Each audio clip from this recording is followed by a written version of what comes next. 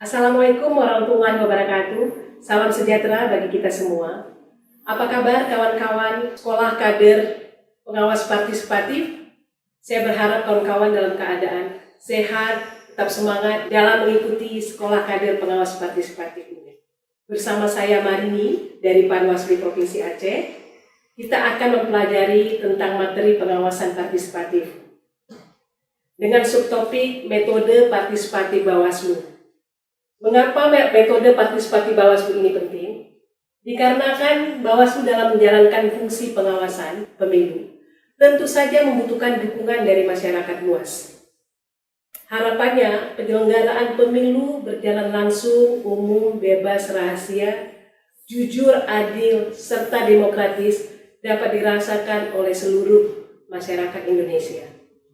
Untuk itu Bawaslu membutuhkan kolaborasi yang kuat dengan masyarakat, baik itu kelompok pemilih atau pemantau pemilu, merupakan kunci utama untuk peningkatan partisipasi bersama masyarakat, antara lain dengan membentuk sekolah kader pengawas partisipatif seperti ini. Adapun regulasi yang dimandatkan tentang pengawasan partisipatif ada pada Undang-Undang Nomor 7 Tahun 2017 tentang pemilihan umum, khususnya pasal 448 ayat 3 menjelaskan dengan 4 hal terpenting, diantaranya tidak melakukan keberpihakan yang menguntungkan atau merugikan peserta pemilu. Selain itu tidak mengganggu proses penyelenggaraan tahapan pemilu. Ketiga, bertujuan meningkatkan partisipasi politik masyarakat secara luas. Yang terakhir, mendorong terwujudnya suasana yang kondusif bagi penyelenggara pemilu yang aman, damai, tertib, dan lancar. Adapun metode partisipatif Bawaslu merupakan sebuah cara atau prosedur yang digunakan oleh Bawaslu untuk mencapai tujuan yang telah dimandatkan secara efisien sesuai dengan teknik dan langkah tertentu. Metode partisipatif Bawaslu dalam pola pencegahan serta pola pengawasan dituangkan dalam 7 program pengawasan partisipatif pada proses pemilu. Pola pencegahan merupakan sebuah metode mitigasi dan salah satu kunci untuk mengurangi pelanggaran dan kecurangan dalam proses tahapan pemilu. Ada 4 pendekatan pencegahan yang dilakukan. Pertama, membangun kerjasama kemitraan dengan multi stakeholder. Dalam hal ini, Komisi Pemilihan Umum, Komisi Penyiaran, Kepolisian, Kejaksaan, organisasi masyarakat, perguruan tinggi, organisasi masyarakat sipil yang mempunyai fokus terhadap isu pemilu dan demokrasi. Tentunya kita berharap dari kerjasama ini ada sebuah MOU yang dapat ditindaklanjuti dalam bentuk pencegahan di masyarakat itu sendiri. Yang kedua, melakukan sosialisasi tentang regulasi pemilu baik secara nasional maupun lokal, serta teknis pengawasan pemilu bagi masyarakat. Pendekatan yang ketiga, sinergisasi dengan media, baik media cetak, elektronik, maupun media dalam jaringan. Pendekatan keempat, merupakan pendekatan yang melibatkan masyarakat sipil pada 7 program pengawasan partisipatif melalui gerakan masyarakat sipil, yaitu partisipasi masyarakat diharapkan untuk proses pendekatan ini. Contohnya dengan membentuk SKPP ini sendiri.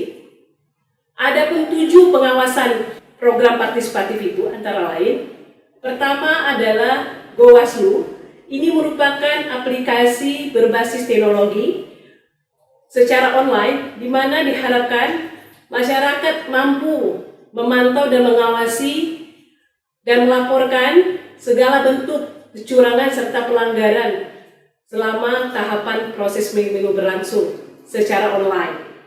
Yang kedua, pengelolaan media sosial, sosialisasi pengawasan pemilu dalam dunia maya serta melakukan transformasi pengetahuan dan keterampilan bagi masyarakat luas. Ketiga, forum warga. Mengapa forum warga ini penting bagi masyarakat? Dikarenakan melalui forum warga ini bisa untuk meningkatkan hak dan kewajiban masyarakat dalam berpartisipasi sebagai warga negara.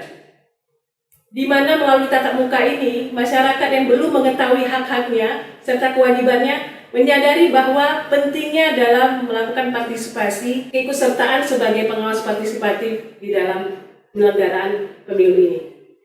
Keempat, gerakan sejuta relawan. Ini merupakan gerakan moral dengan tujuan menjadi gerakan sosial masyarakat dalam mengawal pemilu yang berintegritas dan demokratis.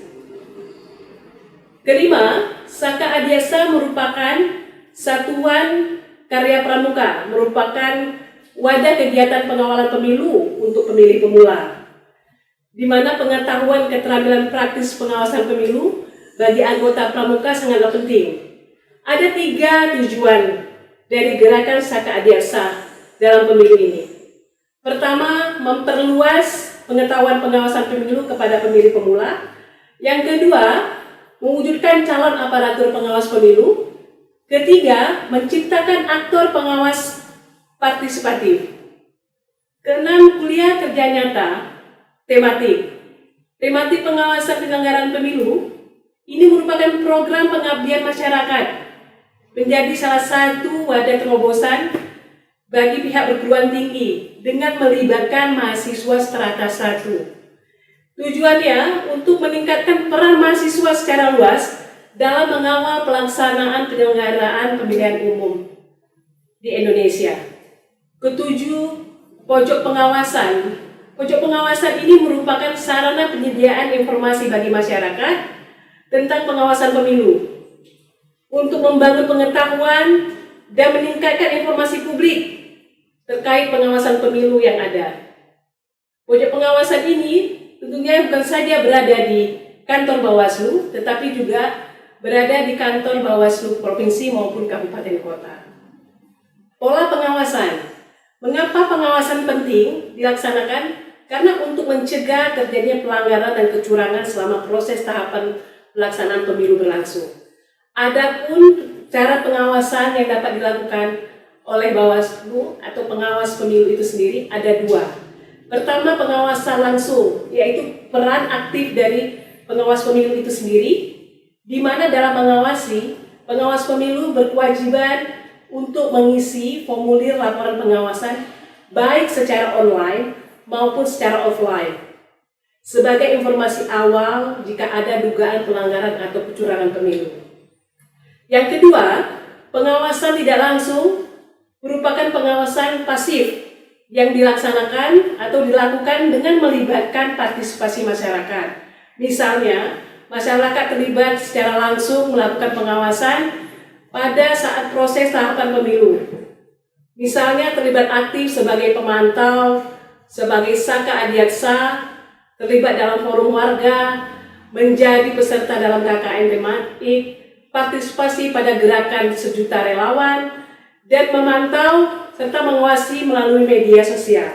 Selain itu, masyarakat juga bisa memberikan informasi adanya kecurangan maupun pelanggaran yang terjadi selama proses tahapan pemilu itu berlangsung melalui aplikasi secara online yang disebut GoWaslu, ataupun dapat melaporkan secara langsung juga ke kantor Bawaslu terdekat. Berikut referensi bacaan yang dapat di-download untuk kawan-kawan sekolah kader pengawas partisipatif.